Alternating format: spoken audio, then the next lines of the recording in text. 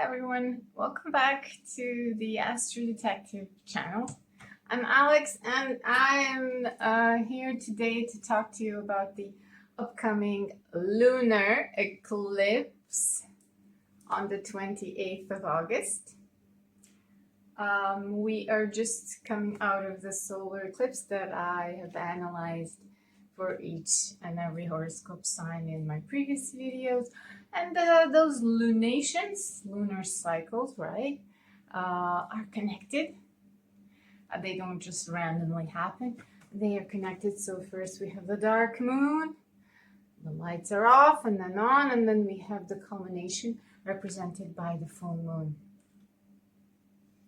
So the eclipse happened in the sign of Leo. It was a south node eclipse, so some endings, detachments. Refer to the previous video if you're curious about what area in your life will be affected for the following 6 months. And now what happens is the unfolding. So full moons represent manifestation. Something actually that happens, and oftentimes it happens exactly on that day. I have many Cancer placements, and Cancer rules the 12th house for me. So full moons are a great predicting tool for me, because when the moon is full and touches certain placements in your chart, you can actually have events happen. And because it's an eclipse, we do have full moons and new moons every month, right? Sometimes we have more than two, depending on the month. But this one is eclipsed. It's going to be a dark moon, so that means that brings more drama. Additionally, what brings even more drama to this and brings suddenness and unexpected things occurring is the planet Uranus, that is going to aspect this full moon in the sign of Pisces, around 4° Pisces, right? This is where the moon is really bright. So Uranus is squaring it. Square is a 90° angle. So it's sort of an aspect that you can't see it. It comes from the left side, but it causes changes because the nature of Uranus is very disruptive, I can say, unexpected, and sudden. So it's going to provoke things to happen. It's going to poke the sun. The moon and the sun is together with the planet Mercury as well. So it is going to provoke events to happen, trigger the things that are perhaps stale in your life. It is going to cause abrupt, electrifying changes. So that was the introduction, and also one more very relevant thing to mention about this lunar eclipse is that this is the North Node eclipse. So this little glyph here represents the North Node of the Moon, an imaginary point. Caput Draconis in Latin, the head of the dragon, right? The sort of a rudder that stirs us into certain directions in life, pushes us. Not necessarily a well of knowledge, experience, and wisdom. Quite the opposite. It is actually the Cauda Draconis that has just entered the last degrees of Leo, 29 degrees of Leo. It's the tail of the dragon. That's where the wisdom is. And they're always opposite, and they're moving backwards. They don't go 1, 2, 3, 4, 30 degrees. They go 29, 28, blah, blah, blah. Okay. So this eclipse is the Rahu eclipse, or the North Node eclipse. So it's going to trigger events. If the other eclipse was perhaps, excuse me. If the previous eclipse was perhaps more internal, realizations, we're still processing, we are in that cycle, this one's gonna be like pushing us in totally. And I think it's, I mean, the reason that I'm making these videos is understanding the reasons why. Why are things happening, right? Not just blind faith, but understanding what's happening in my psyche, and then externally as within, so without, what's happening in my life. And giving me the agency, that means giving me the power of doing, right, something about it, instead of just being the victim of circumstances. Because awareness is power. It gives you the power to make a change internally and then externally. All right, so let's start with, of course, the first sign of the zodiac, the fiery Aries. Here we are.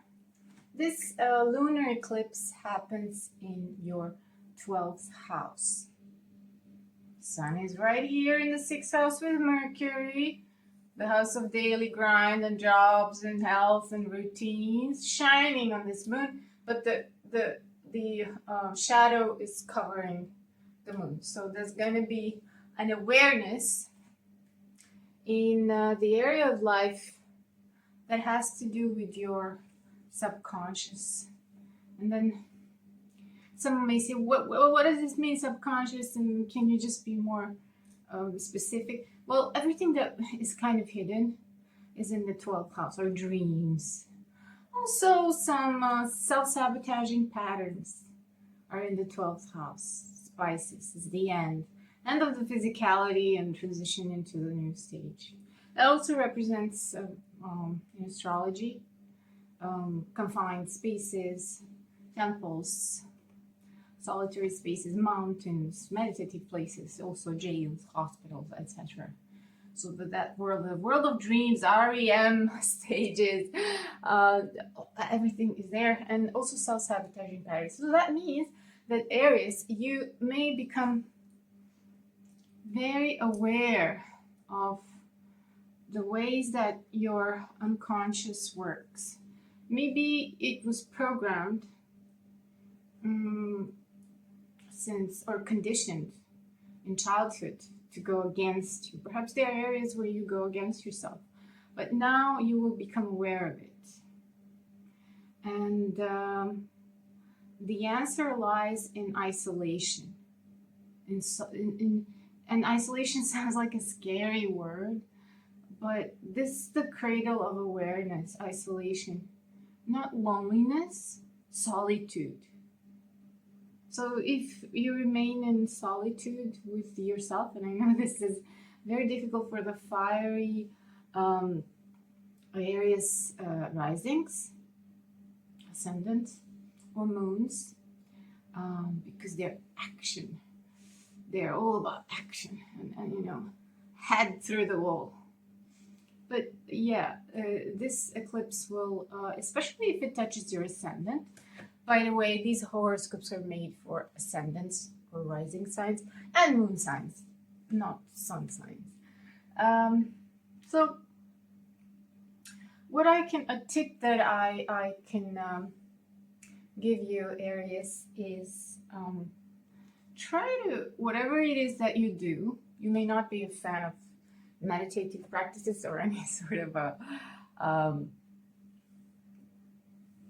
of practices that are not dynamic, because normally Aries risings are quite sporty and competitive.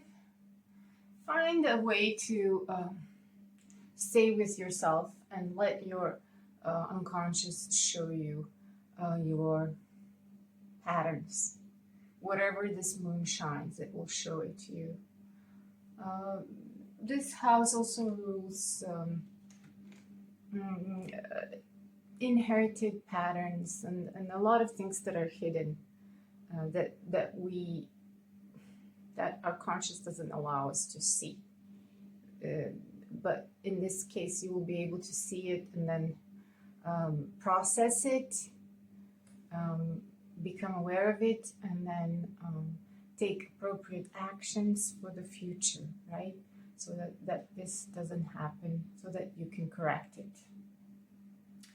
And as I said, Uranus for you is in the third house. Uranus is triggering those two, the Sun, Moon, and there's Mercury there too, so words. Uranus in the third house for you is about words, the thought process, short trips, siblings. So these kind of, things in your area of unconscious, some things that we're not aware of, the 12th house, they will be triggered perhaps by your siblings, your neighborhood, your people in your neighborhood, maybe things that you read. The third house rules reading and cognitive processes, so maybe something that you hear or read, or it could be gossip. The third house rules gossip too. So information. So some sort of, or a short trip is going to cause you to see all of those things. I'm not going to call them issues in your unconscious, maybe self-sabotaging patterns. If it touches the ascendant or moon, it will be more pronounced. As I said, the degree is around 4 or 5 degrees. So if your ascendant is 4 degrees, or moon is in Aries, then the changes will be more pronounced, up to 5 degrees, let's say. Okay, good luck, Aries, and write in the comments. Even if the 12-5 is not always like material. Okay, this exactly happened, but tell us about your awareness. What kind of things did you become aware of when this eclipse finishes after August the 28th? It will be really useful for everyone. Thank you. So now let's go to Taurus, ascendant, and moon signs. So this eclipse for Taurus ascendant or rising or moon signs is happening in the 11th house. The Sun and Mercury together, they're in a very close conjunction. They're in Virgo, so they're shining light on this moon in Pisces in your 11th house, the house of groups, associations, clubs, memberships, people around you.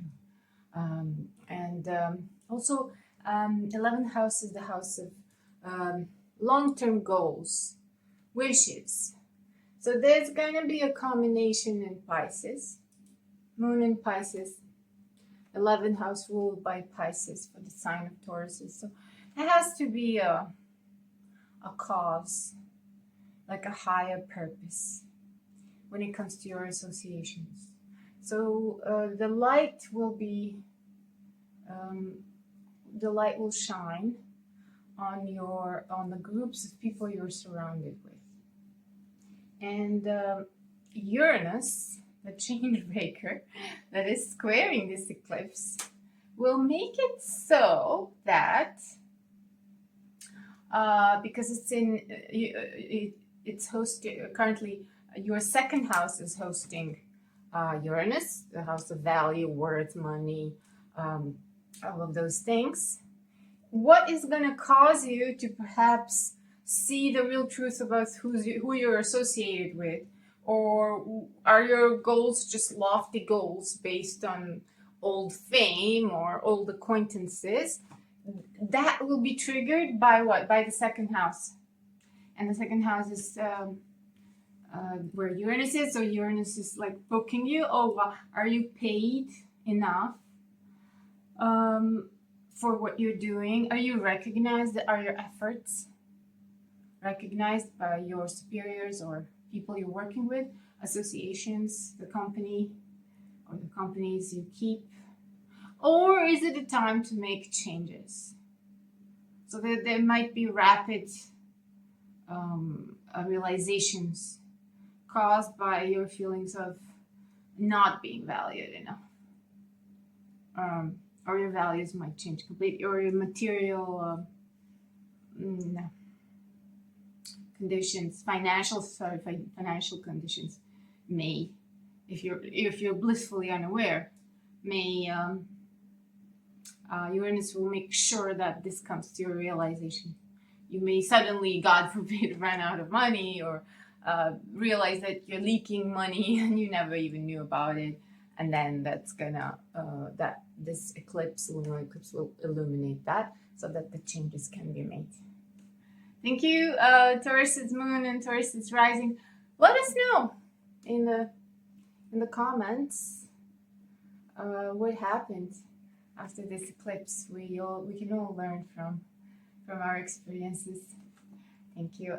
So now let's move on to the sign of Gemini. This eclipse, lunar eclipse, is particularly important, relevant, crucial for the sign of Gemini. So, risings and moon signs. You're hosting Uranus, the change bringer, the revolutionary planet, that, by the way, is the only planet that revolves around its like hip. If you can, I'm a visual person, so if you can imagine, a planet normally rotates like this, and Venus rotates the opposite way, but Uranus rotates on his axis is on his hip, so he's like a he's a rebel. And you're hosting him, what does that mean? If you're a Leo, if you're a Gemini rising or Gemini moon, Uranus is going to bring 100% for the next 7 years, depending on the degree of the planet. Now it's around 5 degrees. It goes back and forth, back and forth. So it's going to bring changes. If it's your ascendant, so many changes, partnerships, everything. If it's your moon, even change of residence. But let's now focus on the eclipse, the lunar eclipse. So the lunar eclipse is happening in a very visible part of your chart. This is the 10th house, in Latin called a medium coeli, the middle of the sky, and it is represented by the sun at noon, so the zenith. Why am I using these analogies? Why am I confusing you guys? I'm not confusing you. I just want to represent the area of life that 10th house represents. So it's a very visible part of your chart. It's your reputation. It's your calling. Not just your career, but your calling, what you're here to do, what people know you for. It represents status in the world. It's dharma. In Sanskrit, it means, why am I here on earth? What am I here to do? So everyone will be able to see the changes that you experience here in your 10th house. And like I said, Gemini, and I'll talk about Sagittarius later, they are going to be affected, especially if you have your ascendant or moon there, the most. You're going to be feeling the eclipses effect the most. So that means that your 10th house status will change suddenly. You might go from one job to the other, or you might give up on your current role, or you might, it also could represent, I'm not a doom and gloom astrologer, but it could represent resignations, changing of status, moving to another job, or also status is married, unmarried, single, not single anymore. All those things represent status. So some people may experience a divorce, combination of you get your papers and signatures, you're finally single or divorced, or you are getting married. I don't recommend getting married in the eclipse, but let's say you get engaged. So something that will be visible and seen. Your status will change. It will be unexpected. But now, because you know about this lunar eclipse and you know about Uranus and what Uranus does, you know the areas of life that will be affected, the 10th house. And obviously, opposite the 10th is the 4th house. So family surroundings. It's a square. It makes a square there. Yeah, let us know what happens in the comments. We'll all appreciate it. And ask any questions that may come across in the due process. Thank you so much, Gemini. And now let us move into Cancer. And we can see that Mars is around the 10th degree, maybe around 10th degree of Cancer. She's still, Mars is in Cancer. So Cancer risings, Cancer moons. What is this eclipse, lunar eclipse, North Node eclipse bring for you? In Virgo, what house is, sorry, in Pisces, excuse me, because the lunar eclipse is happening in the 9th house of Pisces. It may mean that your beliefs, your core beliefs about, let's say, the divine, or about institutions, or something that you care about a lot, may undergo sudden changes. Or perhaps your plans to travel abroad or study abroad. It also rules any kind of documentations connected with visa processing, citizenship changes. It may be triggered and come to fruition. As I said, Uranus is aspecting this eclipse very closely from Gemini. So from your 12th house.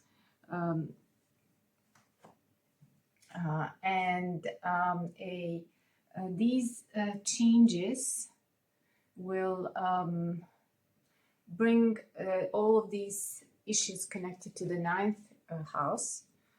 Maybe your beliefs will change. You will get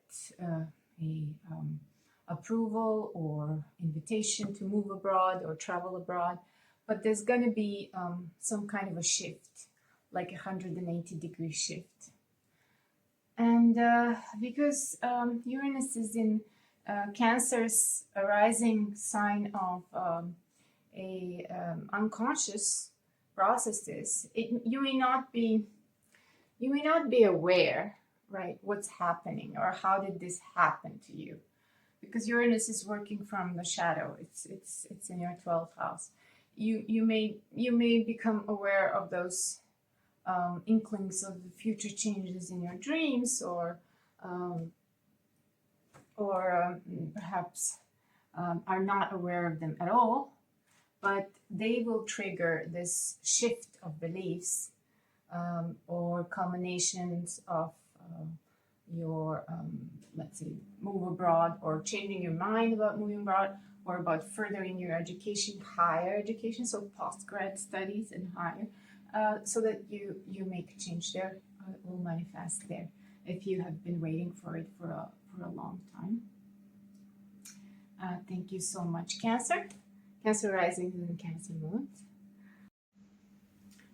Okay, let's continue. Leo risings and Leo moons. What does this eclipse bring for you? On the 12th of August, you have hosted a South Node detachment, big reset eclipse in your first house if you're a Leo rising and Leo moon. And now, as we continue, the moon is waxing and it reaches its fullness on the 28th of August. That's when we're going to have that moon eclipsed. And where is it eclipsed? In which area of life for you, Leo? In the 8th house, right here. So what is the 8th house? Is the house of transformation, inner psychological transformation. Also, unearned money, income, inheritance, in-laws. Something that belongs to your partner, for example. So, the change bringer, the electrifying planet that is squaring this eclipse, is Uranus, and Uranus for you is in the 11th house. Gemini is your 11th house. Groups, friendships, associations, So how may this manifest? What does that mean for me? So the way you do that is connect the dots. Okay, Uranus is causing a square. Something's got to give from my 11th house of groups, associations, and memberships. I belong to, circles that I keep. And the changes are going to happen in the 8th house. So you may part from certain associations. Perhaps it has to do with the 8th house is opposite the 2nd house, the value and worth. Maybe you're not paid enough. Or perhaps you are going to get some income, unexpected income, inheritance, maybe something owed to you by a divorce settlement, etc. In-laws, inheritance from the in-laws. But since it has to do with groups and associations where Uranus is right now, I'm guessing that it will have something to do with the groups, or maybe those associations that are gonna cause this moon. First, the realization is gonna be super shiny. It's gonna shine a light on your transformation, and then it's gonna be eclipse. So you're gonna get it. Okay, I'm gonna stop this now. 8th house is a highly psychological house, quite challenging to explain for astrologers because people just want to know, hey, what happens? What's next? What does that mean? The 8th house is house that represents transformation, also longevity, also an ability to go to the depths of the well of our psyche, stay in that dark well, dark tunnel, staying there with yourself, and then just like the phoenix analogy, rising from the ashes and putting those shredded pieces of yourself back and rising like gazillion times stronger. Those are the permanent changes. So those kind of psychological changes. You might realize, let's say if you're in therapy, maybe those groups and associations, they have fellowships, addiction fellowship groups, or some sort of groups that you're in. Maybe they help you, or maybe Uranus over there causes you to realize something about yourself, like a missing piece, and then that's when you undergo that amazing change within yourself, Leo. Thank you, Leo risings and Leo moons. Let's continue with the Virgo. Virgo is the protagonist. When I say protagonist, we're all protagonists of our lives, but Virgo is hosting the sun and moon. Basically, sun is in opposition to the moon, causing this lunar eclipse. The shadow will fall on the moon, the shadow of the earth, and the sun is going to be behind. So it's happening in your first house. You've got your Mercury, your ruler there. That's excellent. With the sun, 5 degrees. If your ascendant is there, you're going to feel it more, around 5 degrees. Or if your moon is there, you're going to feel it more significantly because each house has 30 degrees. So the closer the eclipse is, the more you will feel the changes. So where does this eclipse happen for you, Virgo? It happens in the 7th house. So first house is hosting Sun and Mercury. Great, amazing awareness, intelligence. Yeah, I'm here to grasp things and put things in order in a typical Virgo way. But then the opposite is the other people, the murkiness of other people. Because for you, it's Pisces. That's how universe works, and the principle of polarity. If you're a Virgo, you're gonna get a Piscean partnerships, Piscean flavor partnership. So a lunar eclipse will happen in Pisces, the sign of partnership, committed partnerships, business or romantic. What does that mean? That means that you will undergo changes. First, the realization, moon is so full and ripe and shiny. And then the shadow will come. You'll realize the blind spot and there will be a change. And where does the change come from? 10. 10th house represents what? Our status in the world, our dharma, our profession. What are we here to do? So Uranus is demanding changes. Keeps knocking on Saturn's stagnating doors and gates. Hey, hey, hey, it's time to make a change. What would we do without Uranus? So he's not a bad guy. He's just reminding us that we need to change. And you'd better initiate change rather than be forced to change. So let me go back. Your vocation, your profession, your status in the world. Status means the way that what position you have, why are you here, what are you here to do. Your career, maybe marriage, widowhood, whatever your status is, grandpa, grandma, it is undergoing changes because Uranus is there. If you have planets there, you're going to feel it more, depending what planets you have in Gemini here. And this lunar eclipse in the 7th house of partnership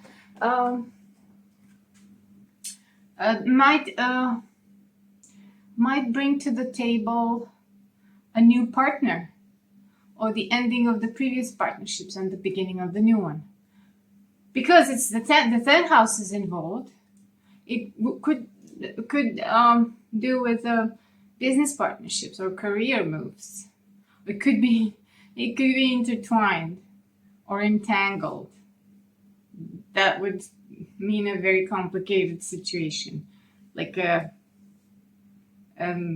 perhaps a partnership or romantic partnership that has to do with the career area, and then changes in romantic area or complications in that area. You could be. This is just one of the spectrum of interpretation, because Uranus there in career sector. You might be about to or tempted to get into a relationship with the person that works with you or not, and then there are changes in partnerships, committed. So endings and beginnings. It could also signify splits, right? Divorces, separations. Also ending a contract with a long-term business partner or a organization that you work for.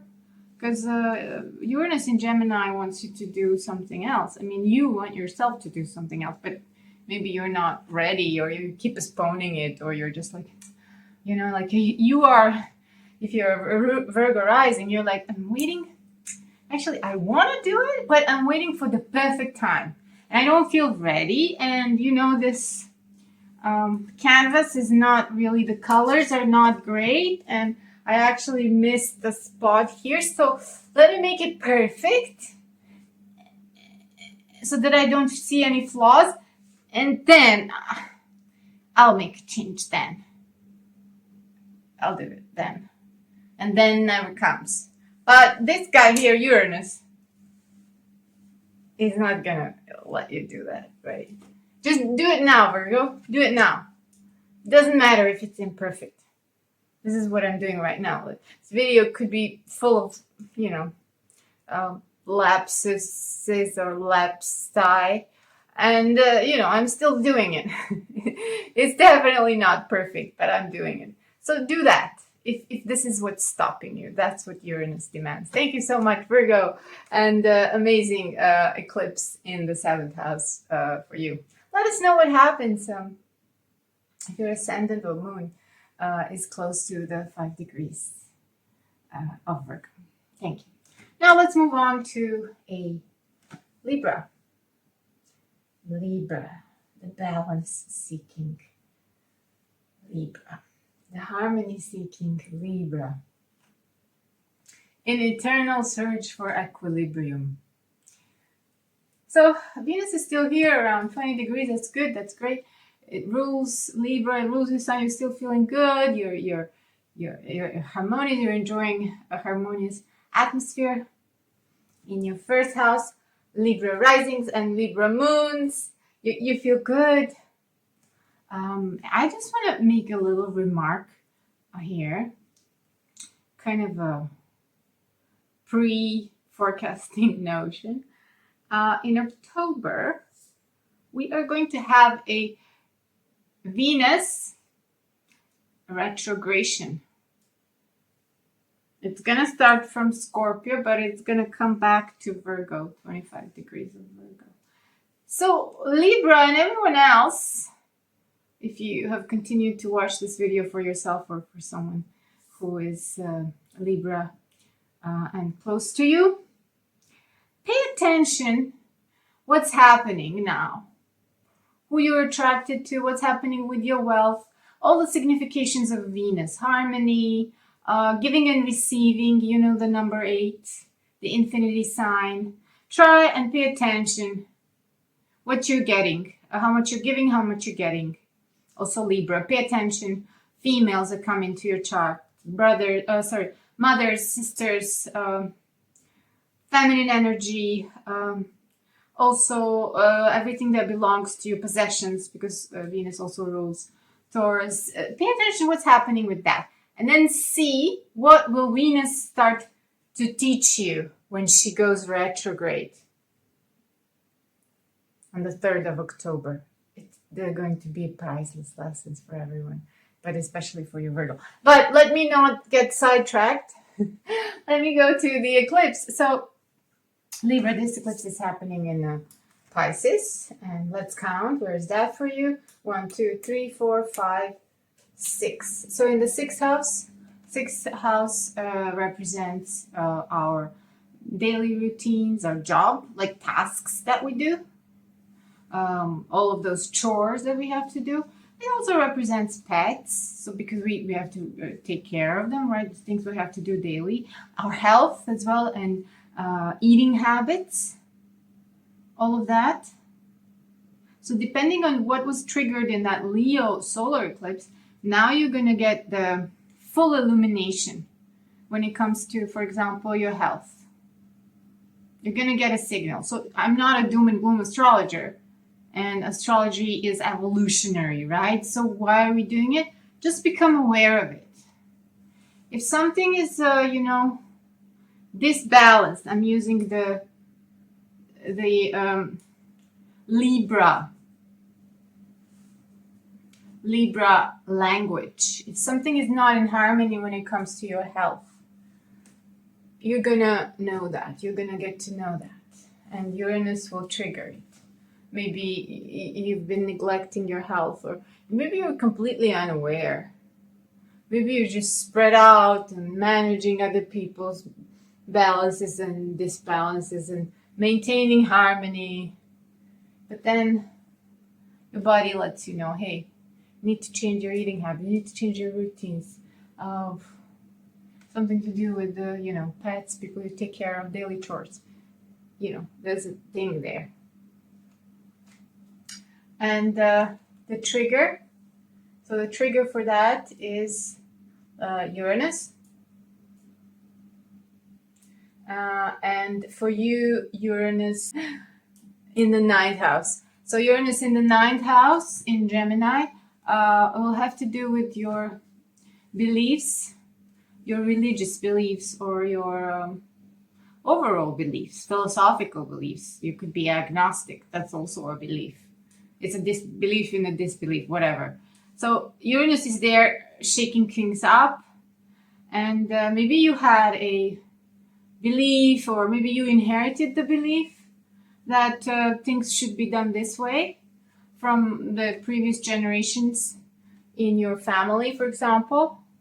That has to do with your daily jobs or chores, and you just have to do it the way that your mother used to do it, or the way that your father used to do it. But then Uranus there in the 9th house is going to change that. It's going to make you think, hey, actually, what are the beliefs that are genuinely mine? What do I believe now in the 21st century? I mean, am I doing things right? Is this how it's supposed to be? What about the roles? What about my health? What about all these things? How do I keep myself, my cup full, so that I can pour into others? Okay, thank you so much, Libra rising and Libra moons. Now I'll take a... Okay, Scorpio. Scorpio risings and Scorpio moons. What does this eclipse bring to you? What illumination, and where is it happening? So for your sign, the eclipse is happening in the 1, 2, 3, 4, in the 5th house. Okay, so the 5th house rules children, our creation, our inspiration, everything creative is governed by the 5th house. And for you, this is in Pisces. Pisces represents your creative powers. So there will be an illumination there. Something that has to do with the things that you create or things you're working on. If you work for yourself, maybe your projects. For the majority of people on this planet, it's children. So some combination or some kind of a goal being reached, or some kind of a highlight in your, or success in your children's lives.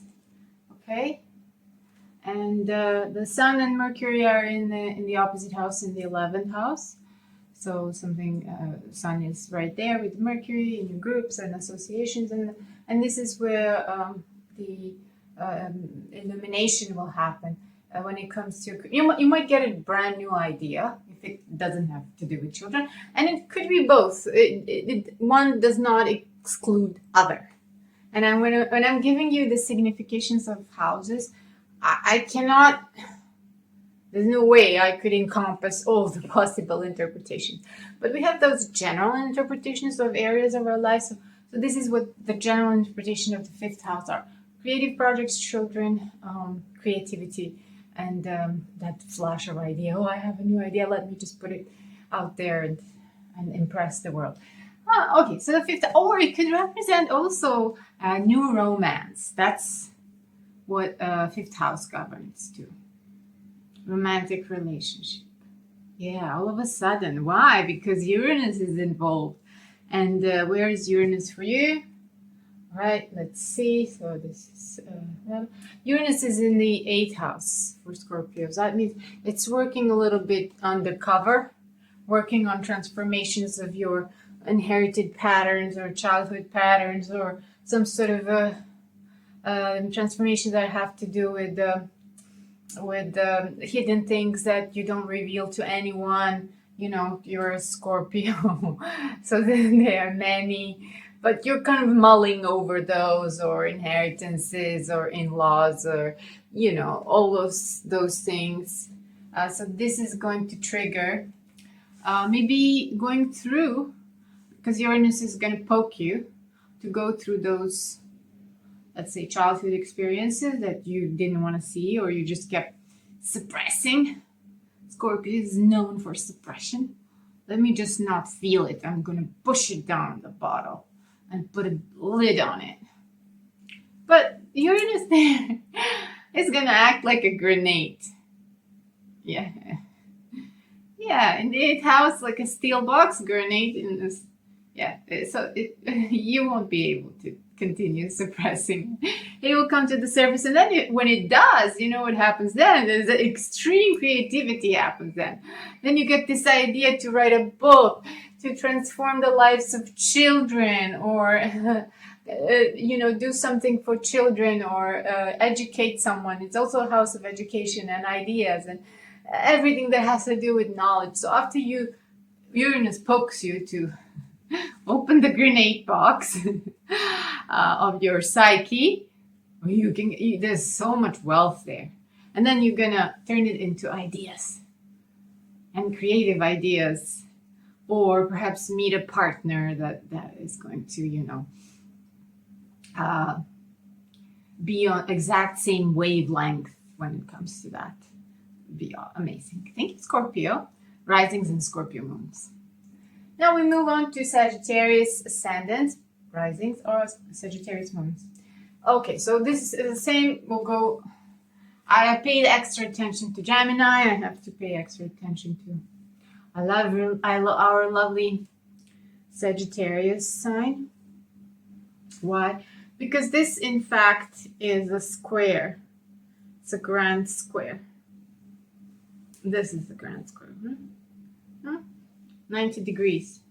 What does that mean, Alex? Just tell us what it means. Skip the astro lingo. All right, I'll tell you what it means. So, Pisces rules your 4th house of home and family. This is where the illumination, insight, realization will happen. It will be sudden. And you are hosting Gemini in your 7th house. Sorry, you're hosting Uranus. Excuse me. Uranus in your 7th house of partnership, committed partnerships, business committed business partnerships. So that's all going to make a square to your 4th house. And why this is a cardinal square? Because these houses of areas of life carry the entire chart. 1st, 7th, 4th, 10th. Me, you, home, career, or action in the world. That carries as a skeleton of your life. Yeah. So it's affected the 4th house, the roots. And you can't have any of these other things. You can't have one, you can't have me, an ego, well-functioning ego. Then you can't project yourself into the world, the 10th house. Without that, you can't do that because it's interdependent. If I don't have an ego, well-trimmed and formed ego, how am I going to project my vocation or into the world? And if I don't have the 4th house, I can't do the 10th house, right? And sorry, if I don't have an ego, how am I gonna attract the right partner? The 7th house. So everything is interdependent on the 4th house, which is the roots, our security, home and family. And for some of us,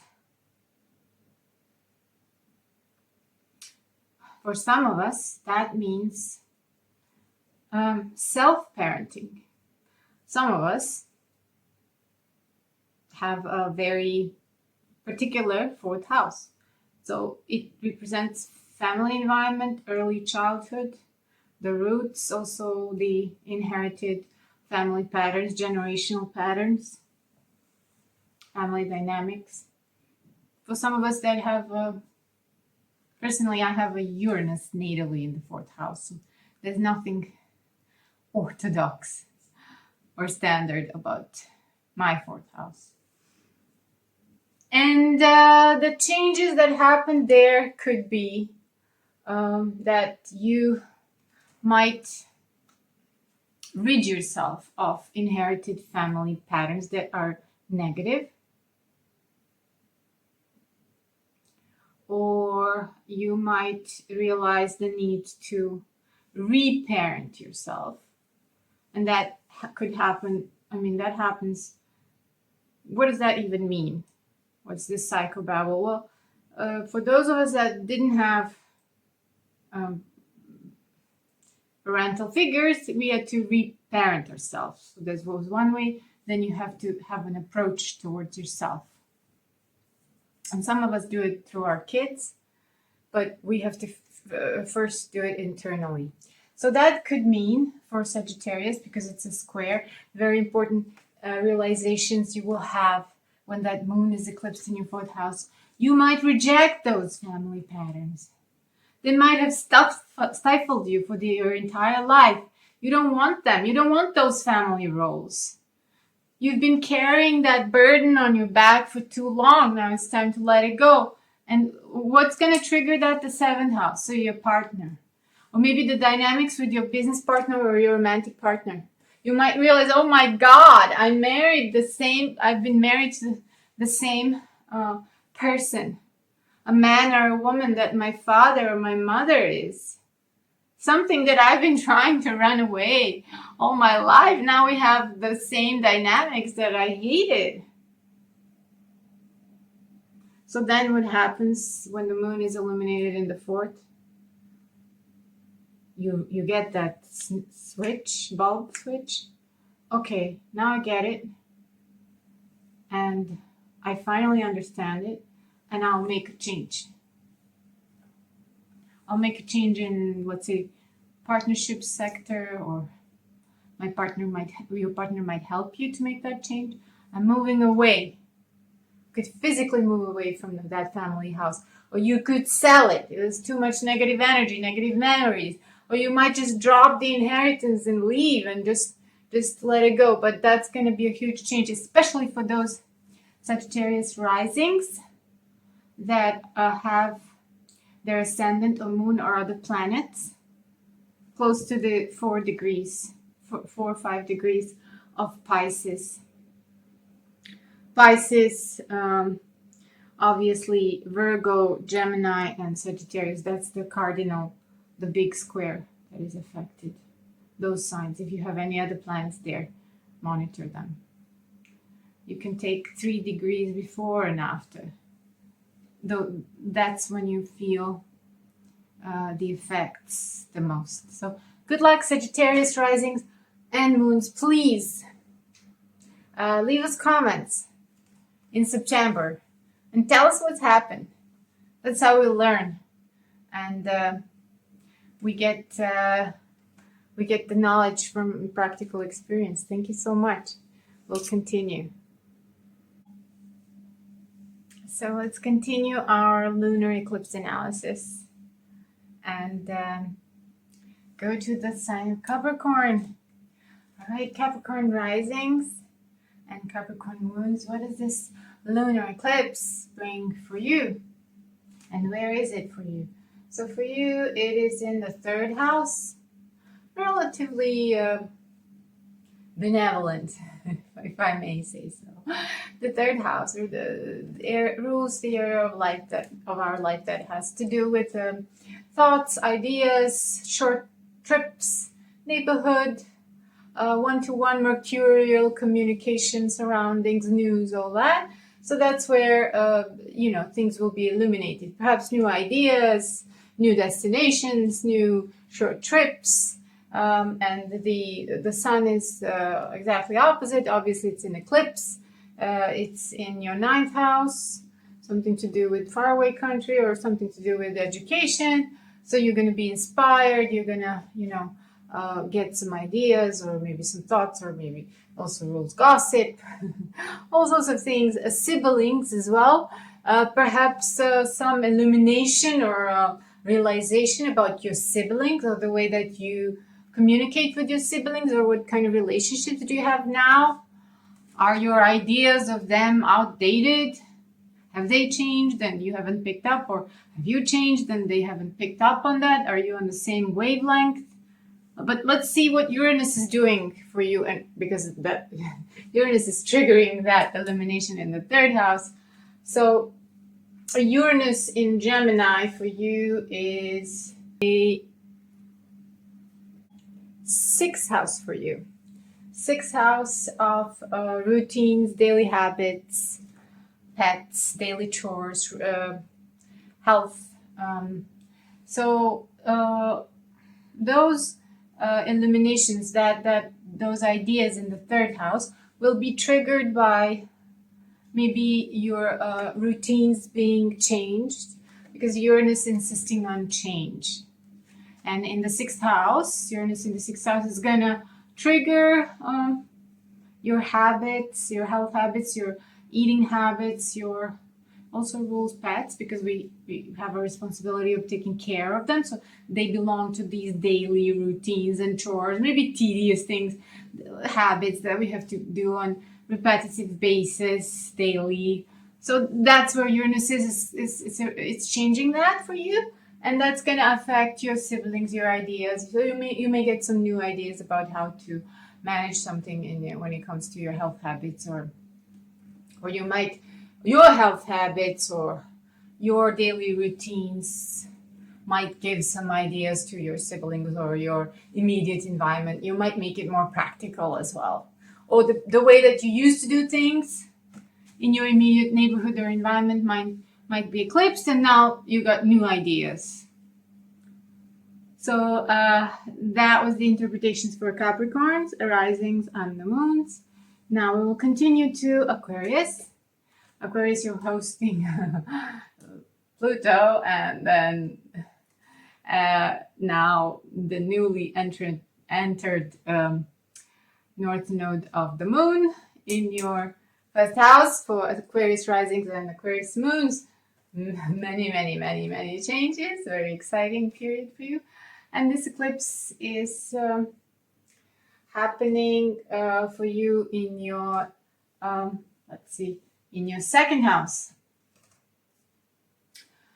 So second house rules our values and money, our self-worth. Of course, money, everything financial is based on your self-worth. As within, so without. We use the hermetic principles in astrology. They work really well, just like they do in life. So as within, so without. So perhaps this lunar eclipse in the second house of worth and value might make you realize where you don't value yourself or where others don't value you. And because it's exactly the opposite, the 8th house, the in-laws, the wealth that belongs to other people. So you may get illumination that has to do with your self-worth that needs tweaking. Or maybe you're overvaluing yourself too. Maybe you are overestimating yourself. Or maybe these things, they just need to change. So there's going to be illumination. Something to do with values, finances, the things that we own. All of a sudden, oh my God, I realize I have a debt, more to do with the 8th house. Or I realize that I have to pay more than I expected, or I'm not paid well enough. That's illuminated, the full moon in the second house. Triggered by what? Uranus in the 5th house. Gemini is... let me just... Yes, the 5th house. Excuse me for counting. I've been talking for a really long time. I want to make sure that I give the correct information to you. So yes, Gemini is the 5th house. So children, creative projects, new romantic partners that you're dating. So Uranus there will trigger, it's changing all that for you. Maybe the relationship you have with your children, the way you spend your time with them. Maybe they're becoming teenagers. So they're no longer, care about the activities that you used to do before. Uranus is there, causing the shakeups, the earthquakes. And that's going to affect your wallet, obviously. Or if you're the type of a parent that rewards children solely by monetary means, let's just say that diplomatically, for Aquarius risings and moons, you're going to see that won't work. That now your children won't, will want your affection or whatever to be expressed differently. So something to do with the children or romantic partners, perhaps romantic partners, or your attitude towards romantic partners or partnerships, dynamics. Uranus is gonna rock the boat, and it will show you who you are with, why are they with you. And then it could be with children or creative ideas or project could drain your wallet, for example. And then you got to figure out what's the right way for that, for your values, worth, and what you're going to do with that. You're going to get that realization. It will poke you. Full moon, bright light. Okay, wow, I've been doing that. And look what I've been getting. Okay, now I need to change. So you're going to change that. And finally, last but not the least, Pisces. Lovely Pisces. You are hosting this amazing full moon in your first house. Pisces rising and Pisces moon. So if it's your moon, it's going to be so emotional.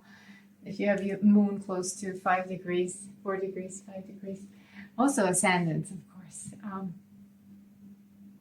So lunar eclipse in the first house. What does that mean? That means that you will be illuminated your whole persona, your interface with the world, your physique will be in the central limelight. And Pisces don't normally seek limelight. They seek harmony and other realms and beauty and all those dreamy things. So that will give you a lot of energy in that first house. You will feel seen. You will feel fulfilled, but also triggered. I'm sorry, Uranus is involved. So I have to address that. What's going to be triggered about your personality, about the way that other people see you as a Piscean? Especially with those eyes, I've noticed that Pisces have significantly ominous eyes. Maybe that's just my perception. Let me know in the comments below the video. So where's Uranus? Let me count again. I've been talking for too long. I don't want to make a mistake. Don't take it against me. Don't come for me, please. All right. So Uranus is in your 4th house, in the house of roots, home, and family. And again, this is the cardinal. It's not the cardinal cross. It's cardinal in terms of the natural zodiac, but it's a mutable cross. It's a mutable square. I am really, really sorry. I misspoke. I've been talking for a very long time. Please forgive me for this. It's a mutable square for Pisces, Gemini, Virgo, and Sagittarius. So that means the foundational houses are involved. So Uranus in the 4th house are causing many, many changes to do with family, inheritance, your sense of security within yourself, your childhood and childhood patterns, all of those things, the roots of the tree, right? That's the 4th house. Your also all of the previous ancestral patterns are in the 4th house here. And since Uranus is there, Uranus is rocking the boat now. And you are probably undergoing a lot of questioning, thinking about your childhood, thinking about the way you were parented, sometimes even reparenting. It involves reparenting yourself, getting clarity on those patterns, not judging them, understanding them, but then changing something. And what you have to change is the idea of you. Because that moon, lunar eclipse, is in the 1st house. So because Uranus is going to poke those inherited patterns in the 4th house, you're going to get that illumination, the fullness of that moon. It will show you, hey, you are no longer that. You don't have to be that any longer. You're not that child that has to listen to mom and dad or that has to do what they say. You are your own grown individual. So it's individuality. This is where you change everything. You realize the pattern, okay, that's no longer me. This is me now. This is me now. And I have the right to separate, which is a very difficult thing for Pisces signs, ascendant and moon. Because Pisces represents togetherness. So if let's say this is individuality, then, if you remove hand, this is the togetherness. So this is Pisces. So for Pisces, the world looks like this. And then for majority of people will look like this. We're just individual fingers, right? But when you remove this veil, you'll see that everything is enmeshed together in that great ocean. We're all connected. But what's required from you now is the opposite, actually. It's the discernment, the Virgo, the cut. So in order to perhaps individuate or create boundaries and maybe a new interface with the world, that's the 1st house, interface with the world.